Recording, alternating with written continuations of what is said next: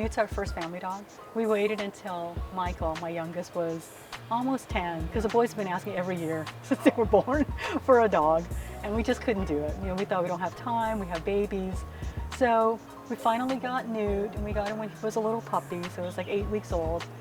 And he doesn't eat, they don't eat treats when they're puppies, but when he got a little bit older, I cook. I'm like a cooking mom, so we try to keep things healthy. We never do the frozen foods. We try to keep us as close to the actual food product as possible.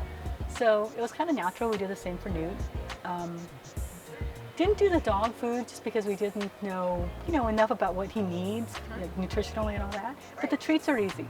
He's a little bit picky, so some treats he just didn't like, and then some he loved, but they disagreed with him. It's natural. Me and Michael both. He's my youngest again, but he cooks. Mike bakes and he cooks and he likes doing that sort of thing, as do I. So we kind of fooled around with different flavors that Newton liked, and we came up with some different flavors, and he liked them so much, and they didn't make his stomach bother him or anything like that. So all good. We shared them with his dog friends and with our neighbors, and they all loved them. So there was sort of that push. They kept saying, oh, you should sell them. Mike and I just sort of thought, oh, that's nice, whatever. We didn't. But then we thought it'd be kind of fun to just start a business together and, see what we could do with it. When you tried different treats that were already on the market, did you just feel like they really weren't healthy enough? A lot of them were full of preservatives and salt and things like that. So he would eat them, but then as he was about 1, probably less than 1, they would bother his stomach. Wow. And, it was not worth it. We didn't want to give him something that was making him feel bad, even if he loved it. So there were some that were more natural, but some of them weren't very appealing. And then a lot of them, they would still use like some preservative to keep them fresh longer.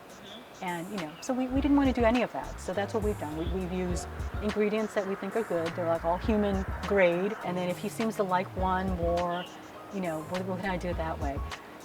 He likes cinnamon, so we made sure we put cinnamon in his sweet potato treats. Things like that we knew he liked. And then if he got really excited, we knew it was about the right one. So in California, it's really strict. They're treated, dog treats and dog food in California is almost like human food. So you have to have all the certifications. You need to go to a commercial facility. It has to be a certified facility and all of that. And we wanted to keep it that way anyway. So we go, like my sister Nancy and I, it's just the two of us, it's totally family run. We go when needed, and we spend hours there just trying to get as many treats done as we can. And then, we go back as often as we need to. They last a while. We've done that as well. We've done all the food testing and certifications, so their shelf life is like 6 months, so it's nice and long. People who try them love them. The stores that carry them do well. The response has been great. We just started in the Vons in Pasadena, so it's a nice big Vons. They're doing well, and our hope is that we'll spread into other Vons as that goes on. We're in a lot of local groomers and just pet shops. And again, that's great because you get the dog traffic and we get our regular customers there. We're also online, so we sell on Amazon. That's where we started. And so Newton has an Instagram account and a Facebook account. It's Newton's Law Dog Treats. So he is from a breeder. He's a golden doodle. So he looks like a golden, but he's like 3/4 English golden, and he's a quarter standard poodle. So yeah, he does still shed, but not as much as goldens, I'm told. But when we picked him up, he was one of maybe 7 in the litter, and we had actually checked online. We wanted to be a surprise for our son.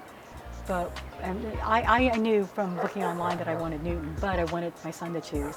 So when we went out to the breeder, all the puppies came running over. Newton and his brother were Smooth, his brother Samson. They were already named, and they were so young that we were told you can change their name, it's fine. And we had always intended, okay, we'll change his name, we'll think of names, and couldn't do it.